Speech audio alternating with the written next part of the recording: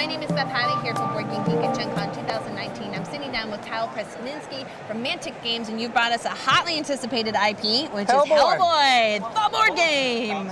It's been doing fantastic here for us at the show. Fantastic! So, yeah. And I want to, because it's sometimes hard to see the finishing on Yes. that there's really nice spot UV Absolutely. on this box, like a beautiful match for this. And a beautiful gloss on Hellboy. The cards are nice. They all kind of have that same sort of feel to them as well. So we tried to keep that quality consistent throughout the entire product. You know, I always like to ask this when there's a very recognizable IP, like right on the cover. Did the IP drive the game design, which I know we haven't even talked about yet? Yes. Or did the game design match up to the IP later? No. It was definitely driven by the comic book specifically. So we worked with Dark Horse, we worked with Mike Mignola to make sure that everything was in line with what they wanted to do. So we have some really great tidbits of information from them. For example, in the comic, you never see the back of Abe's head. So we had to actually contact Mike Mignola and say, hey, what's the back of his head look like? Because it's a 3D model. And so that's hilarious. So we had to get some information from them. Was that like sitting there flipping through the comic book trying to see if you could find the back of Where's his the back head? of Abe's head? So yeah, he gave us a quick sketch. He actually did some unique artwork for the game as well. So the cover of the rule book and then also the cover of the Kickstarter version of the game is his unique artwork just for the game. So it was great to get gosh, that. that must have made your day so hard. Absolutely, yeah.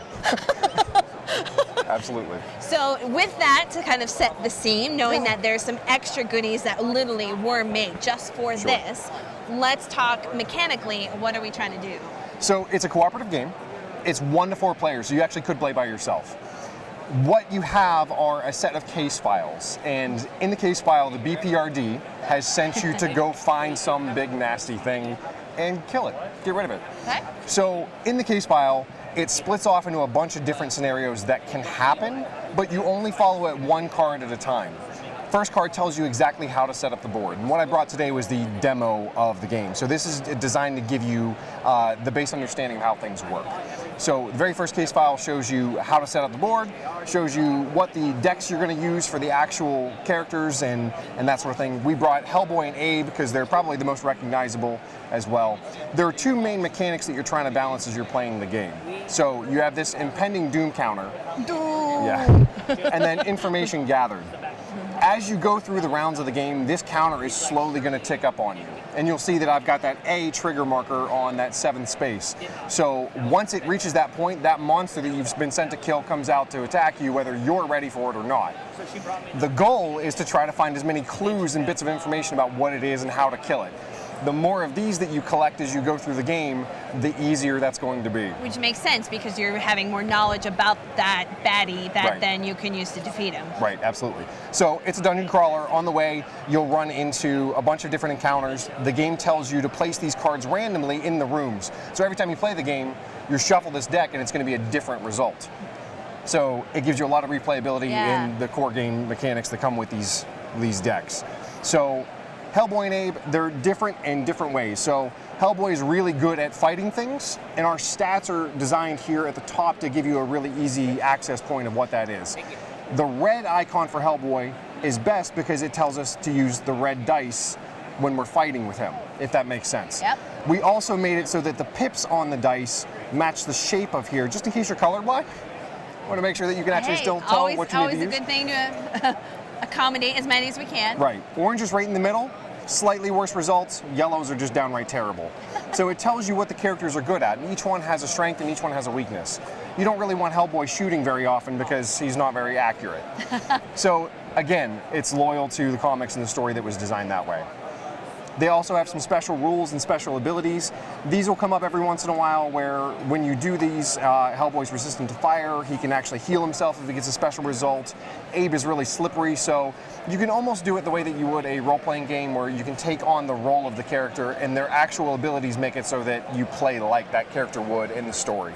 But you don't have to be a Hellboy fan to know how to play it in the first place. I've had friends that I've played the game with that suddenly want to get into Hellboy or watch the movies after playing the game. So I think that's probably the greatest compliment that you could probably get is that they had fun enough that the engagement was high that then that inspired them.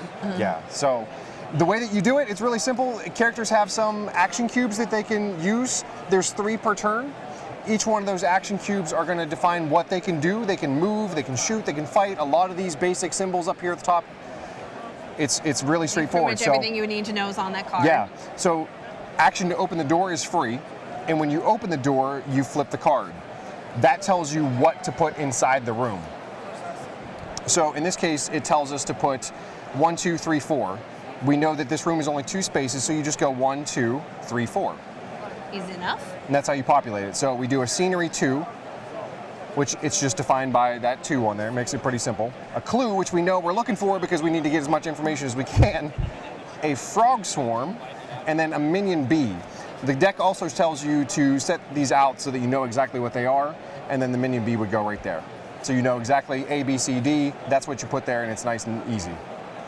After that point, the agents can then use their cubes to do whatever they would want to do. I would highly recommend that Hellboy maybe spends a token to move in here and then fight this gentleman. I imagine he's a good tank fighter. He's a good fighter, yes. So Hellboy would roll with the red die, and you always roll with this wild card. This one's a lot of fun. So because the game throws a lot of difficult situations at you, this can help.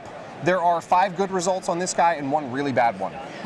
So every time that you roll, you'll roll this along with it. It could be re-rolls, it could be bonus, points on your die. Makes it a little bit easier. But in Hellboy's case, we would want to roll and then compare that to what we do. So I've rolled and got a total of 6. Very simply, you compare that to the enemy that you're attacking's stats on their card. They have a base resilience of 2, and their health is 6. So the resilience subtracts 2 from that 6. We've done 4 damage. He's got 2 left. Enough. So pretty simple.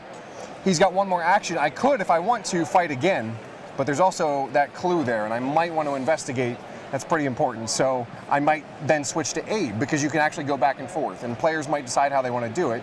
Abe would spend 1 of his cubes to move forward, and then Abe is a really good shot, but Hellboy's in the way now. So he's going to spend 2 of his cubes to use his special ability, precision shot. Just shoot past him. Correct. So that means he can still use his red to shoot this guy and take care of it that way. So with this one, I rolled a total of 4. The BPRD symbol means that I can do anything on my special results. I can pick anything. So times 2, add more. The easiest thing would add 2 dice and definitely kill him, Now, take him being off. a co-op game, am I playing one character, or being a team, are we deciding jointly what our, in this case, 2 characters are doing, or can you play a specific character to mitigate the alpha game a little bit? You definitely want to play your character. Okay. So players are assigned a character, you stick with that character and you play it. There's this threat tracker here, and on their cards they've got a little target symbol with some numbers, and it tells you who the bigger threat is. Hellboy's a slightly bigger threat than Abe is. Whoever's in this front queue actually is the person in charge at that time. So if you have a decision where if you'd want to split off and do something else, that person can decide. What a great way to mitigate alpha gaming, because they can be like, I am the boss of this decision at this moment. Yes. Right. One bad thing that can happen is that this deck of doom, it introduces every round you draw a card from it, and something bad is going to come out of that deck of doom. It might reshuffle that order, for example. So the person at the back of the line that you're trying to protect all of a sudden is right at the front. And I imagine I was going to say, then that's the targeting for that person. Yes. How many different scenarios do you have? There are 6 in the base game. So that's including the demo here that we're doing, so that's important. The scenarios, though, I mean, we did demos at C2E2 where we set up literally 3 tables with 4 players each, and we all played the same scenario on both Friday night and Saturday night, and every single game turned out different. All of them. So even though that there are those scenarios, it's unique enough that every time that you play, you can change things up, because there are branching paths within the deck. So if you don't accomplish one goal, it might say, either open this door or get to this point on the board or find this clue and then move this card off. So it's sort of like a pick your own adventure story. Well, and I think we might have had a camera view or 2, but you do have some really fantastic minis. I'm guessing these are for the big baddies you're trying to go. Those are the big baddies that will show up eventually at the end of the game. So there's some scary stuff for sure.